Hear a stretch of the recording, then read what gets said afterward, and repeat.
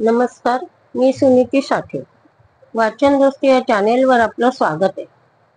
वाचन प्रेरणा म्हणून मी जे वाचणार आहे ते तुम्हाला आवडलं तर लाईक करा, शेअर करा, सबस्क्राईब करा.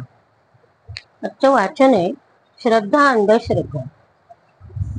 न्यायमूर्ती महादेव गोविंद रानडे यांनी श्रद्धेची समर्पक व्याख्या केली आहे. ती म्हणजे उत्कटपणे कृतीशीर झालेली विवेक शक्ती म्हणजे श्रद्धा. आपली देवावर श्रद्धा आहे, धर्मावर श्रद्धा आहे, म्हणून देवधर्माचं काही करण्यावर श्रद्धा असते. श्रद्धा ही अनुभूतीतून येते, तेवढी समाजाच्या स्वभावातूनही श्रद्धा निर्माण होते. एखाद्या समुदायात परंपरेने ज्या गोष्टी करत आला त्या गोष्टी श्रद्धा आपोआप निर्माण होते. त्या समुदायाच्या प्रथा पाळणं ही श्रद्धा असते. त्या प्रथा कशा आणि का निर्माण झाल्या हा विचार बाजूला राहतो. काही जणांना श्रद्धेतून जो अनुभव येतो तसा दुसऱ्यांना येईल असं नाही. काहींची श्रद्धा तकलादू असते. तकलादू श्रद्धा म्हणजे तरी काय, तर मनात विकल्प निर्माण होणे. काहींना असं का तसं का हा प्रश्न पडतो आणि श्रद्धा डळमळते. मग समुदायाप्रमाणे त्याच्या विचारांनी चालत राहणे ही श्रद्धा ते मानतात. श्रद्धा म्हणजे मानायची असते एवढंच त्यांना समजतं. धर्माने घालून दिलेले नियम किंवा धर्मातली कर्मकांड सगळेच करतात. त्यात त्याचा कुळाचार असतो. काही कर्मकांड स्वार्थाने घुसडलेले असतात, कालांतराने उघडकीस येतात. काही बाबा बुवा धर्माच्या नावाखाली थोथांड करतात. त्यात गरीब दुबळी जनता बळी पडते. त्यांना श्रद्धा माहीत असते, अंधश्रद्धा माहीत नसते. ते बाबा बुवांच्या मागे लागतात. ते त्यांच्यावरच्या श्रद्धेने दुबळ्या आणि त्रस्त समाजाची समजूत घालणे शक्य होत नाही. कारण खोटा का होईना त्यांना दिलासा हवा असतो.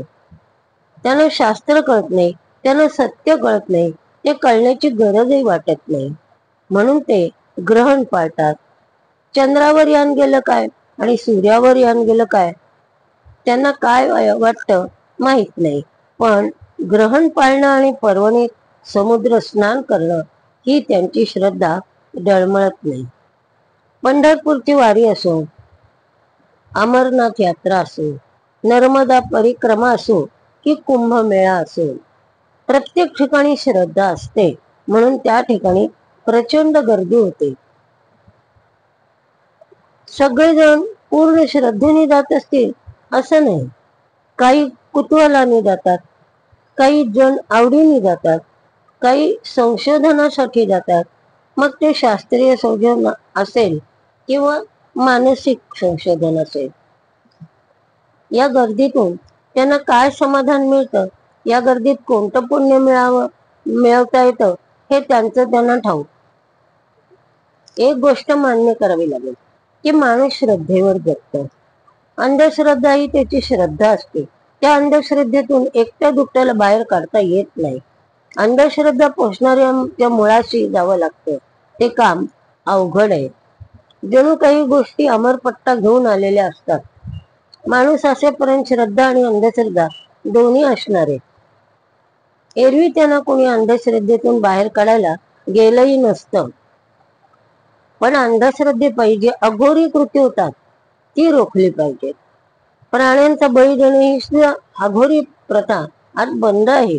पण अजून काही समाजात लोभापायी मुलाचा जिवंत बळी घेणं, भूत समजून एखाद्या स्त्रीला मारझोड करणं, त्याला चेटकीन ठरवून मारणं, विधवा स्त्रियांना अपशकुन ठरवून त्यांच्यावर कडक बंधनं घालणं, इतकं नाही तर रोजच्या व्यवहारातही नको नको ते नियम पाळणं. वडाची पूजा करणं चांगलं आहे, पण पतिसात जन्म मिळवणे हा वेडेपणा आहे.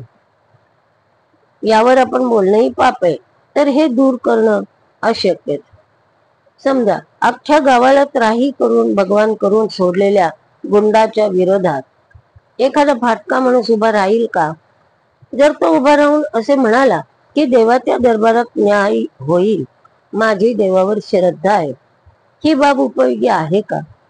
गुंडाकडे पोलीस, पुढारी, पैसा, प्रेस या सगळ्याचं पाठबळ असतंय, तर फाटका माणूस काय करीत? या लढाईत त्याचा आत्मघातच होईल. तरी ती व्यक्ती श्रद्धेच्या आधारे संघर्ष कायम ठेवील, तर तिचा निर्णय भावनेच्या पातळीवर असेल. परमेश्वर न्यायाच्या पाठीराखाय ही श्रद्धा या निर्णयाला येईल. कुंभमेळ्यात लाखो लोक स्नानाला येतात, तेव्हा गर्दीत चिरडले जाण्याची शक्यता असतेच. एवढेच नाही तर आपली सर्व कर्मकांड वाजत गाजत, सागर संगीत, भपकेबाज निरर्थक करण्याची लाटच आलेली आहे. सार्वजनिक गणपती पावतो म्हणून तिथे अलोट गर्दी होणे हे स्वाभाविक असते. मोठे मोठे श्रीमंत लोक दर्शनाला येतात, त्यांच्या पदरात फळ पडतं, मग आपणही लाभ घ्यावा ही स्वाभाविक बाब आहे. नरेंद्र दाभोळकरांनी अंधश्रद्धेविरुद्ध आवाज उठवला, त्याचा काही उपयोग झाला नाही.